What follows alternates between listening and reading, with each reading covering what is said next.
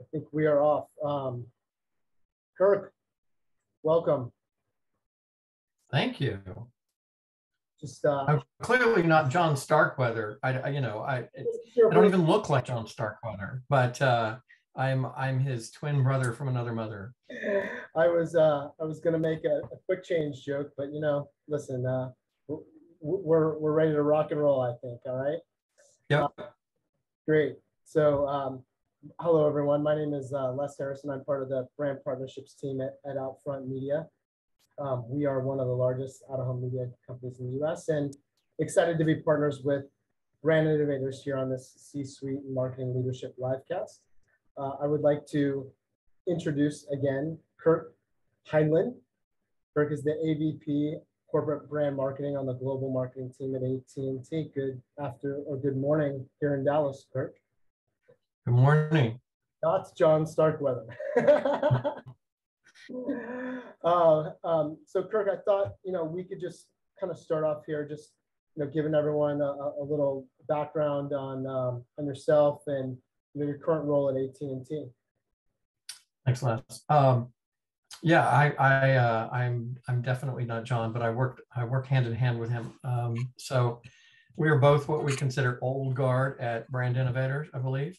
And so he tagged you're it. And so I'm here to join you today. I've been at AT&T for about 11 years now, and have bounced around the telecom industry for more years than I care to admit. And so at AT&T, I've been in the brand team, on the business marketing team, and now most recently in the FirstNet marketing team, working directly with our public service agencies on FirstNet. And could you just give us a little bit a background on FirstNet? Yeah, FirstNet is a fantastic opportunity that we have gotten ourselves involved with. It is the nation's only federally mandated telecommunications ecosystem developed with and for first responders. And it came about as a result of 9/11. There were a lot of communication issues that happened, and the 9/11 Commission recommended that there be a nationwide network for first responders. And so FirstNet was born. And of all the various telecom providers in the US, FirstNet was ultimately chosen to be the provider, or AT&T, sorry, was ultimately chosen to be the provider. And FirstNet, a completely separate brand and a completely separate network, was born. Awesome. It's good to hear that there's something like that out there, because I know that there's some struggles there, and there could be some hurdles in terms of communication. So I'm really happy to see that AT&T is powering the network. That type of network and offering sounds like there is a lot of cooks in the kitchen there. I mean, you're probably selling to trying to get this on board with government agencies and firehouses and department heads, and not to mention the layer of politics and city council and state, and we can go down and down the list. As you try to target and get really specific with your message, just listing that out sounds challenging and nauseating in general.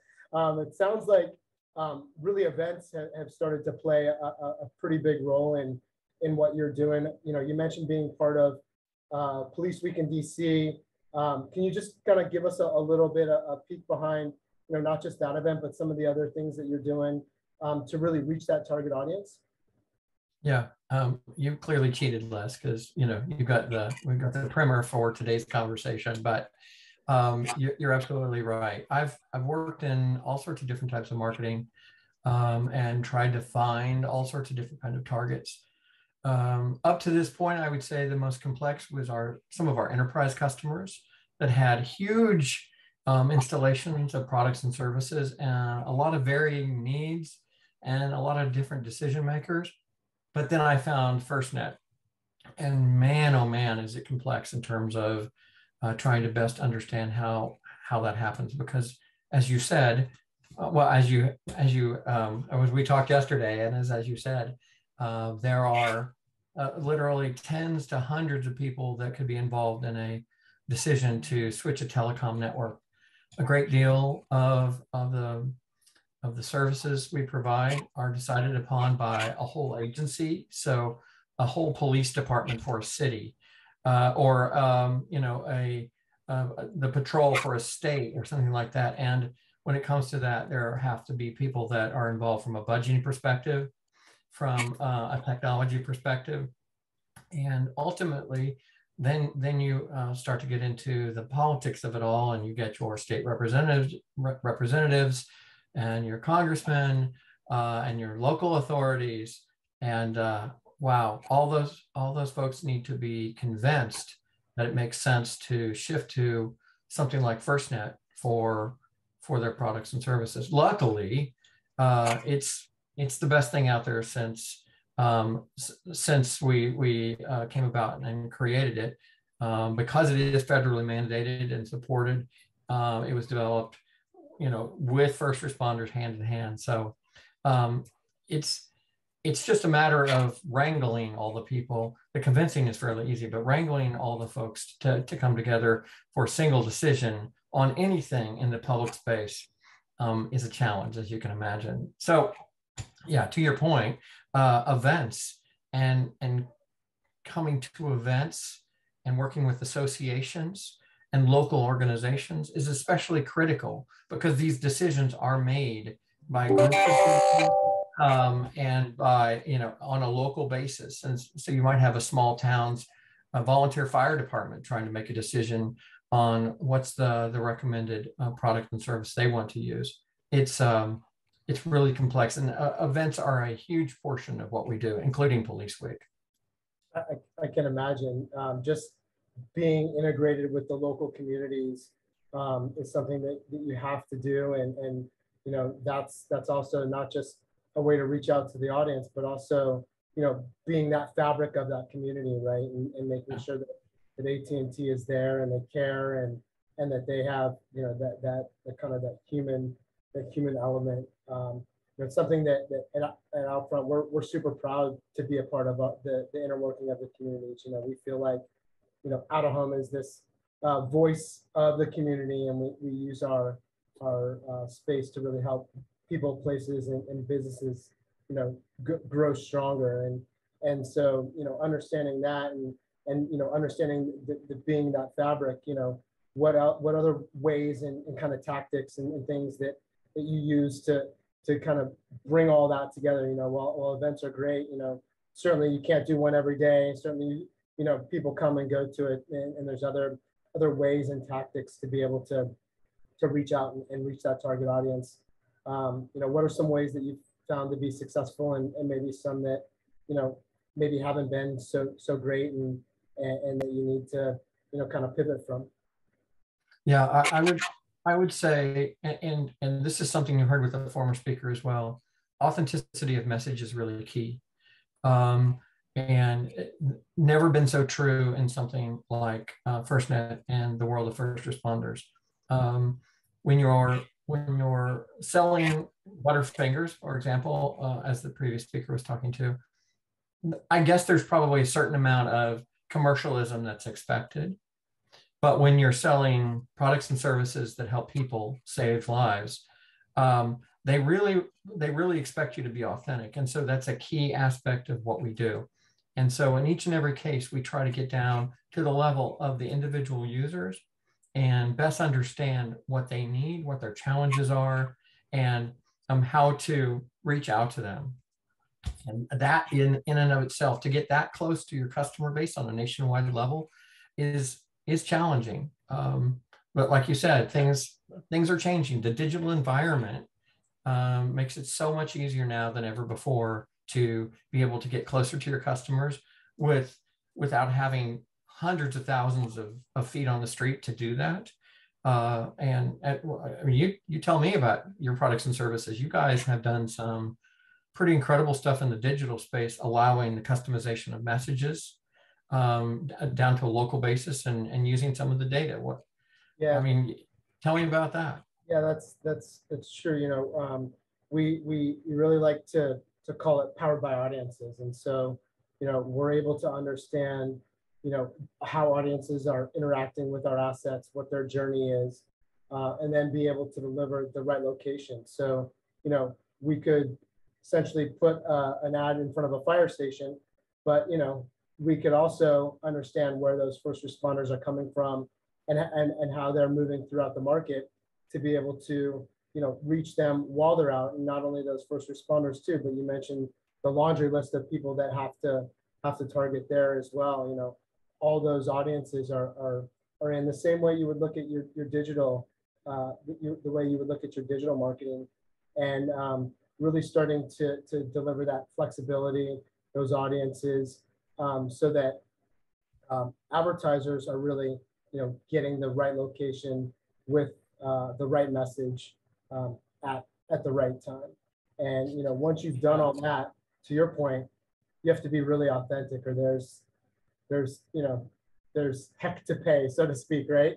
Like the backlash can be crazy, but like when you nail it, you nail it. And you had mentioned about authenticity, and I think the previous group did as well. Like it's so important now to make sure that you are true to brand, but not only true to brand, but also that runs throughout. So you mentioned during our call that you guys were doing some things that were authentic, not just not just going to these events and being in the community, but also in your media and some of these other projects.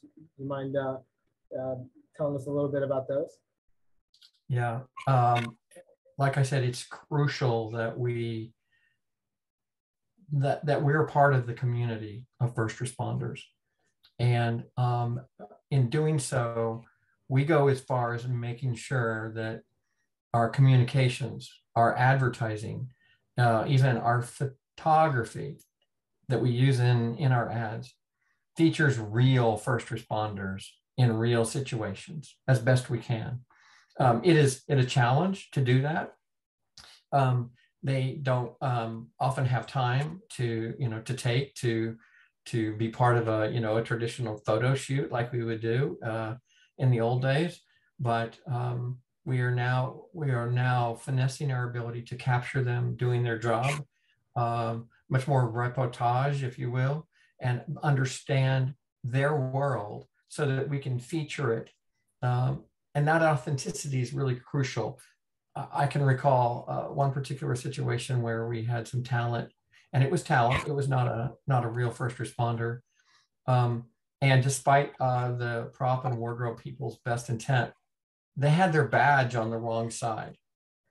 And those types of things can make a statement that you don't know us. You don't know what you're doing.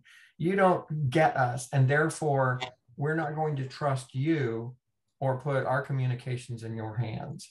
And so it is a highly sensitive, important marketplace. And so that authenticity is crucial. And that's why we go to the extent of really, really bringing in first responders and talking to them, photographing them, featuring them in our TV commercials as much as possible. Yeah, you certainly have to toe that line between like politics and culture and all that. And I can only imagine going in and trying to convince a large group around changing over some of their tried and true technologies to this one that's government funded, large carrier. I'm sure that there's a lot of elements at play there, and it's that one, those attention to details and that authenticity that allows that to happen. Because like you said, they'll call it right out, right off the bat.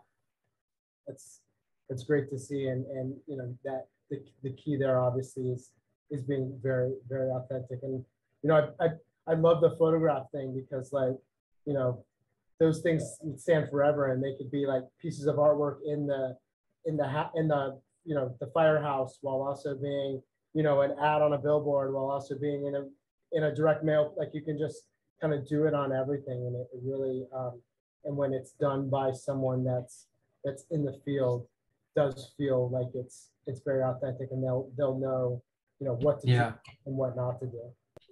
Miguel just talked about the importance of matching influencers to the products and services they sell. You don't want to have a Michael Jackson experience where he doesn't actually consume the product that he's selling. That doesn't fly anymore. So that level of authenticity across all brands, I think, is paramount, and especially true with a high involvement brand like Telecom and FirstNet. Yeah, and I also feel like, though, that authenticity doesn't just come in like advertising, right? Like it's, I can see it in your passion, but like it's also got to be interwoven within the organization. And from my experience, brands are asking media partners to really, do the same, right? Like trying to be, on par or do what they do. And, I think, I'm proud to say that diversity and inclusion are a huge part about OUTFRONT. We have a responsibility to positively impact people and businesses within our communities. And, this gets manifested through, some of our campaigns that we've done for, Women's History Month. We did the Uplifted, celebrating Black History Month and spotlighting, the Black youth across the country, all very authentic. And I think, to I guess a question to you, like, as a senior leader, you're someone that builds teams, and, you're hiring, you've got to be authentic. Like, how does all that, kind of come together, and how important is, DE&I and authenticity and culture to current and to future employees? Yeah, it's a great question. I would say that there are two aspects of authenticity when it comes to products like FirstNet. The first we've kind of talked about a little bit, and that's that idea of truly understanding the target. And it is more than just outward communications. It is a internalization of that understanding of the target through and through. And to that point, we have upwards of 1,000 first responders or previous first responders that work at AT&T that we consult with. And our core FirstNet team is built of all former first responders so that they understand the business and the marketplace. And that's crucial.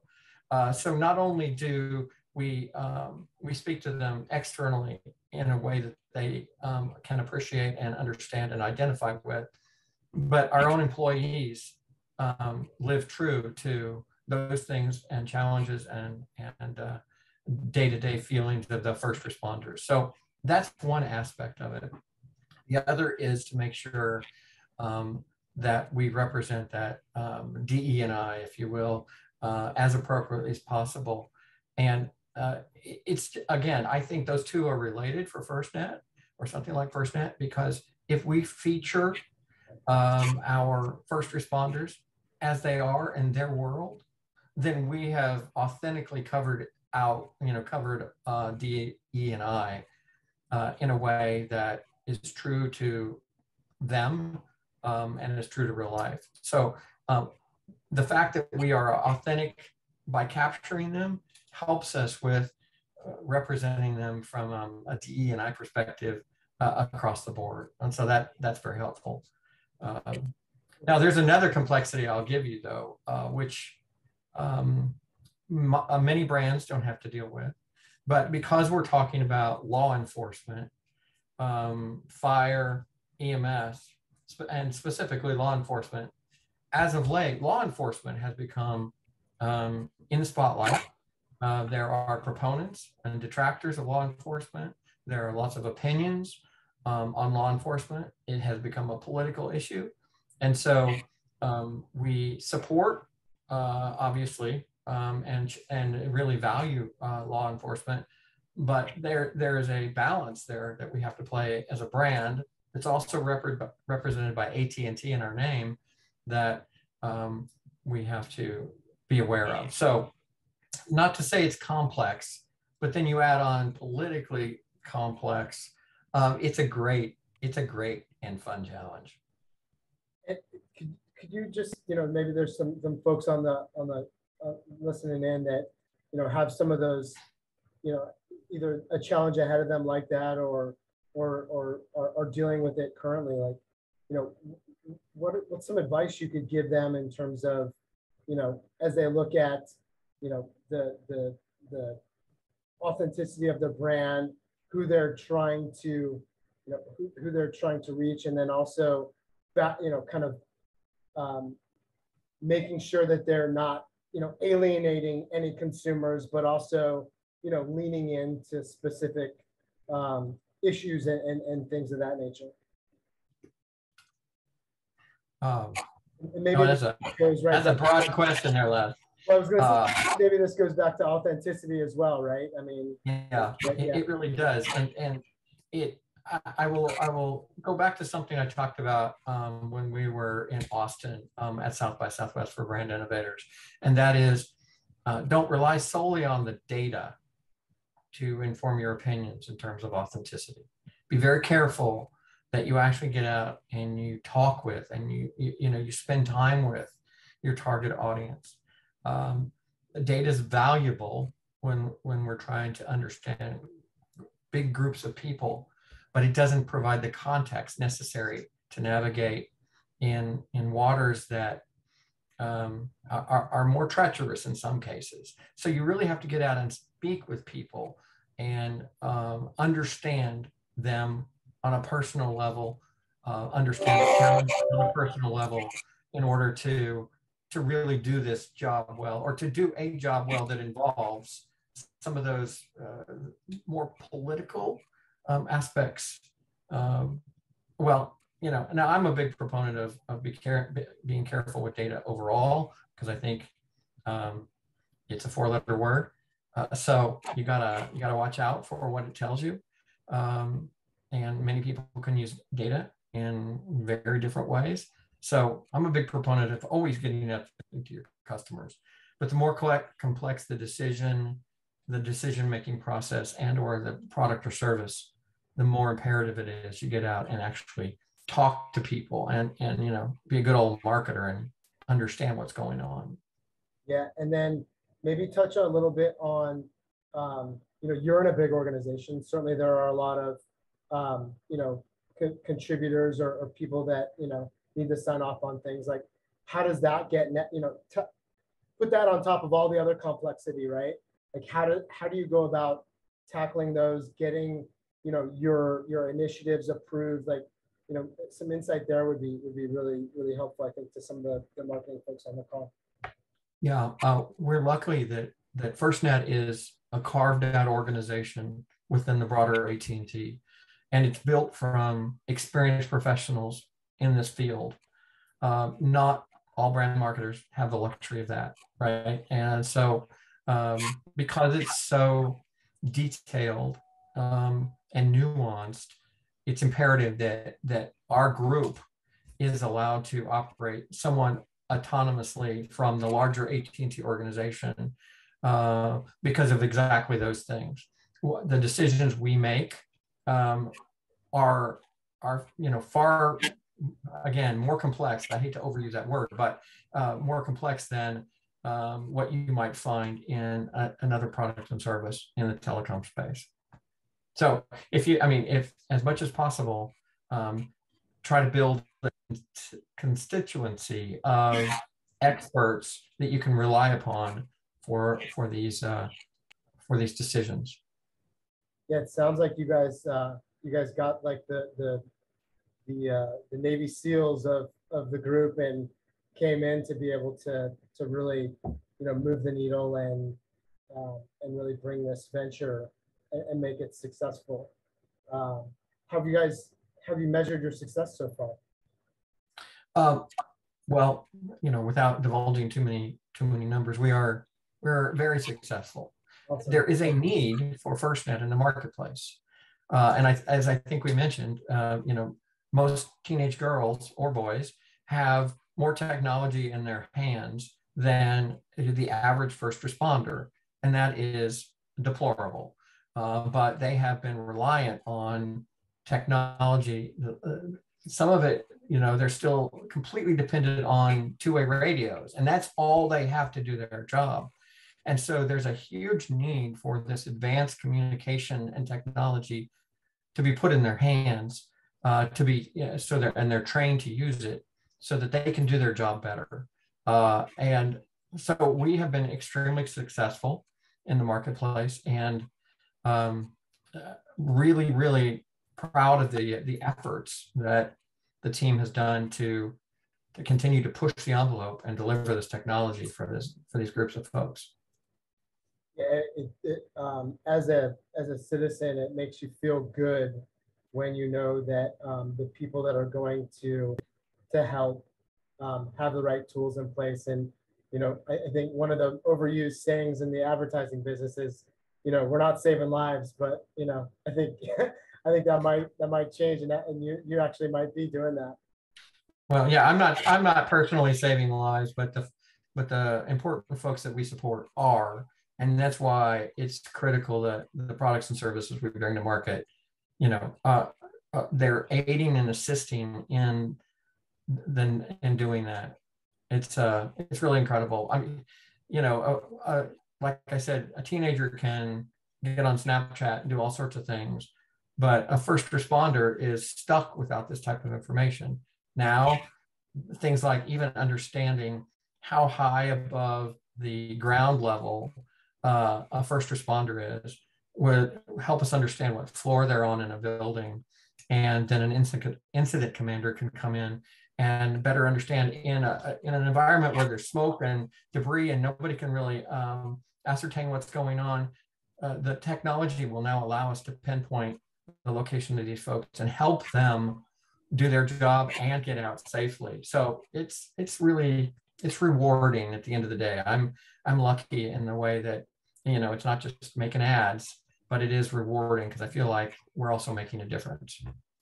Yeah, it kind of goes back to, I take it back to a lot of the brands that are out there, and they're doing their thing, but they also have this this really great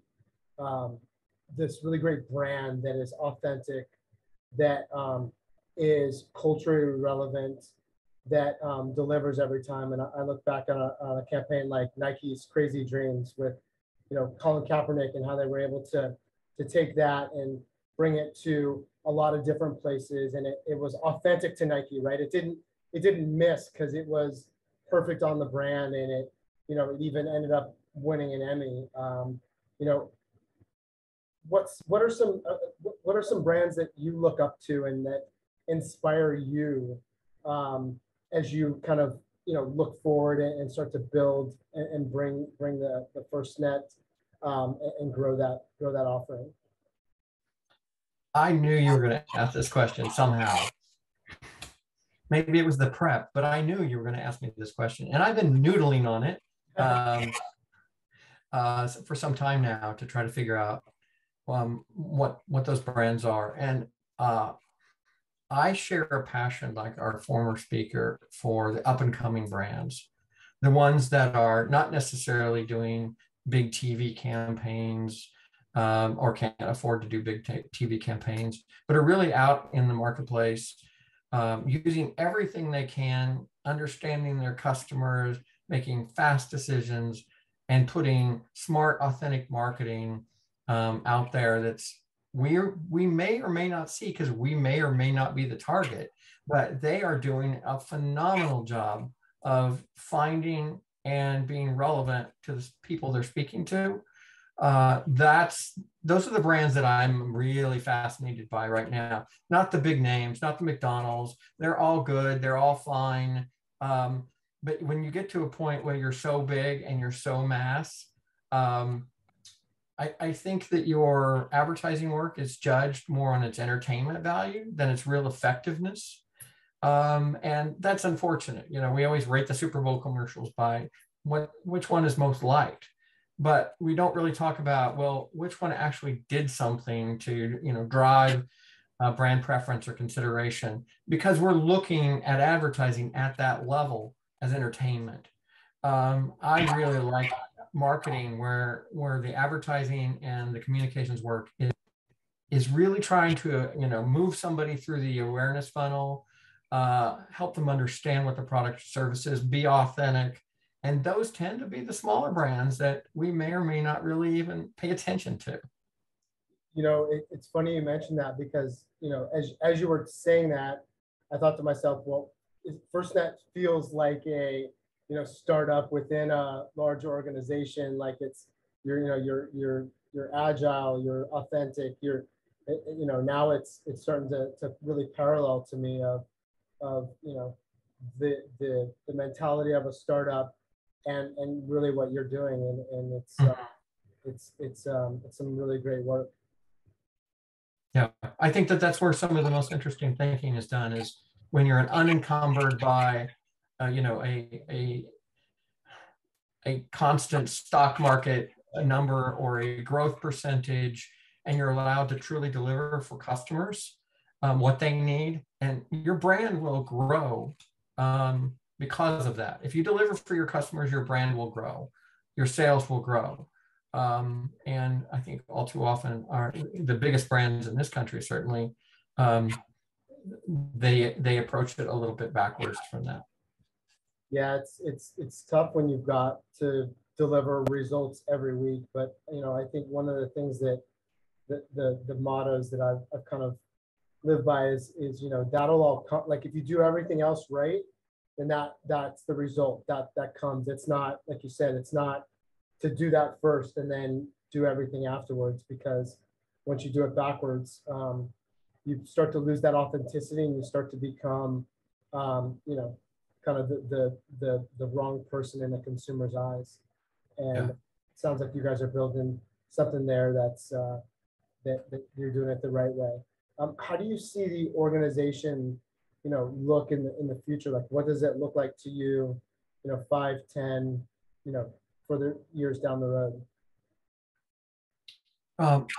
Well, it's very hard to project, but I would imagine that as FirstNet continues to grow and becomes a trusted and reliable partner for our first responders, I can see the organization beginning to regionalize so that we better understand what's going on in a particular region or a city, to get that one step closer to our customers. That makes sense. Wanting to be in have boots on the ground, so to speak, in those specific markets. Add to that authenticity, right? I don't know that people from specific markets want someone coming in, and telling them how to do things, right? When you could have those politics and culture clashes going real quick right before you even open your mouth. And a lot of the things that we address, whether it be a hurricane or a disaster of any type, happen on a regional level as well, right? And so what happens on that regional level is so critical to our business structure. AT&T has been, as an organization, has been a first responder ourselves for over 100 years, because anytime there is a hurricane or a tornado or whatnot, we are there to try to reestablish the basic utility services that keep the community alive and communicating. And so we've got regional disaster response centers across the country. Now we are, and working with FirstNet, now we are partnering with them, and we are still a first responder ourselves. That's awesome. These, this type of offering, there must be some maybe either different skills or some skills that you look for in your teams as they develop. Or is there any one thing or a few things that you look for as you're hiring or building out your team that kind of stand out in some folks that are that would lead to success? I don't I don't think so. I mean, a strong marketer is a strong marketer across the board. And it requires you to get in and understand your customer and walk a mile in their shoes, in some cases, quite literally. And so we look for strong marketers to do that job. And so I don't think it's anything particular to FirstNet. I think it's a skill set about understanding the customer base in order to be authentic. And then, a little bit more kind of on your leadership style, like has that, coming on the FirstNet, has that changed the way that you're leading organizations? You certainly sound like someone with a lot of passion and caring and a caring leader. Has being at FirstNet, pushed that forward? Has it changed anything in the way that you're looking to lead people or the organization? No, you're going off script, Les. I mean, you're completely all. I am not. Questions. Oh my gosh. It's important to be an empathetic leader across the board, and I would say that's just accentuated by the work we do with FirstNet. The other thing that's really, really important is to be very responsive. This is a world, whether you're EMS or fire, police or whatnot, that you have to be very responsive, agile in your approach to things. And so I would say that those are the aspects of my leadership that I've been working to finesse. And it's an ongoing process, of course. Totally understand. What about you, Les? What are you working to finesse? You know what? I am working on a few things. I am trying to read more, mostly because I feel like there's a lot you get in a day-to-day action, but I like to understand people's perspective and kind of see what it looks like from there. I also ask a lot of questions, as you can tell right now. Because I like to learn from people, not just, I said from reading, but also, from their day-to-day engagements. And I'm a big proponent of, trying it, and if you fail to learn. I think hopefully long are the days where people are afraid to fail, where failure will, cost them their job, or they're afraid to get fired or what have you. And it's more a learning experience. Yeah. And so, and the other thing that I would say too, and just, from me personally is, I am enjoying the new balance of kind of this new normal, right? Working from wherever, being there for family and friends when needed, going 110% when needed, knowing when to go 110 and when to, and I think, I hope that is making me a better, individual, a better husband, a better father, a better employee in general. So yeah, I mean, and I think a lot of that has changed over the last 2 years, to be perfectly honest with you. Yeah, it has. We should have another session where we talk about the whole change in the work environment. It is pretty phenomenal. Yeah, I mean, I listen, and I had a meeting a week or so ago at a corporate headquarters, and man, to tell you I was energized after that is an understatement. It really does get you going, and it to have that person-to-person conversation, right? That authentic dialogue with the brand, and being open and honest and extending that partnership. I think there's nothing that beats that in our small little media world.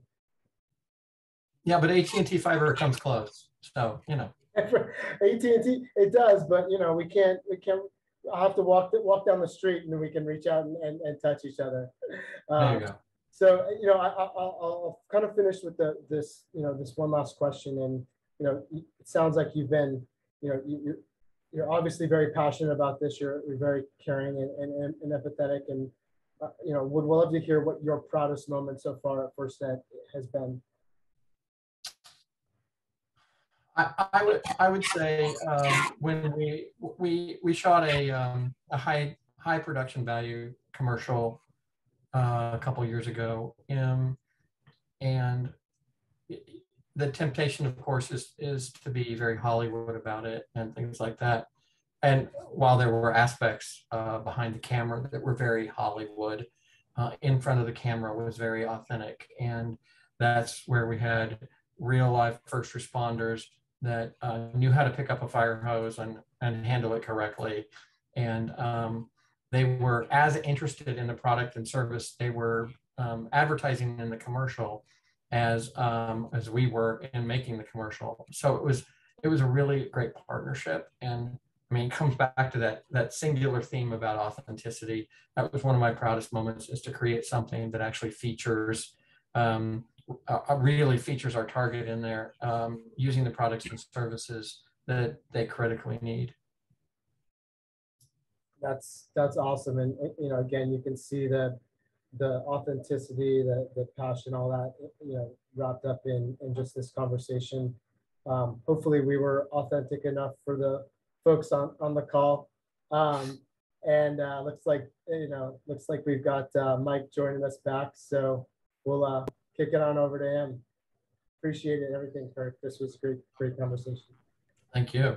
Mike feels very authentic today. He is, although his background's a little blurry. That's not quite so authentic. Well, I wasn't quite as authentic introducing Kirk earlier, but I don't think that affected the conversation. It was an excellent conversation. Really appreciated keeping the theme of authenticity from commercial at Butterfinger to more professional. With what AT&T applies the service to, it was really something. So thank you both so much for your time today. Thank you.